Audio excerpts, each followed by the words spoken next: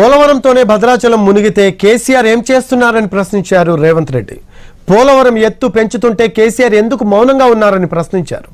Bhadrachalam ముంపునకు cloud burst అని కేసీఆర్, పోలవరం అని వాళ్ళ మంత్రి చెబుతున్నారు. ఇద్దరిలో ఎవరి మాటలు నమ్మాలని ప్రశ్నించారు రేవంత్ రెడ్డి. లేనిది కడుతున్నప్పుడు ఒకవేళ అదే నిజం అనుకుందాం, కాసేపటి సాంకేతికంగా దాన్ని పరిశీలించాల్సిన అవసరం ఉంది. ఒకవేళ అదే నిజమైతే వీళ్ళు మన గాడిద పనులు దొంగతున్నారా?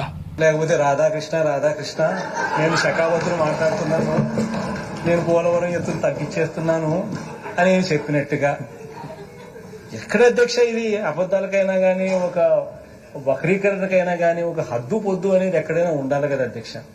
ఇష్టం వచ్చినట్టుగా రాస్తా ఉన్నారు అధ్యక్ష. నేను ఇష్టం వచ్చినట్టుగా రాస్తా ఉన్నారు అధ్యక్ష. నేను ఒక్క మాట చెప్తా ఉన్నాను అధ్యక్ష, పోలవరం ఎత్తు 1 ఇంచు కూడా తగ్గదు అని చెప్పి అన్నారు.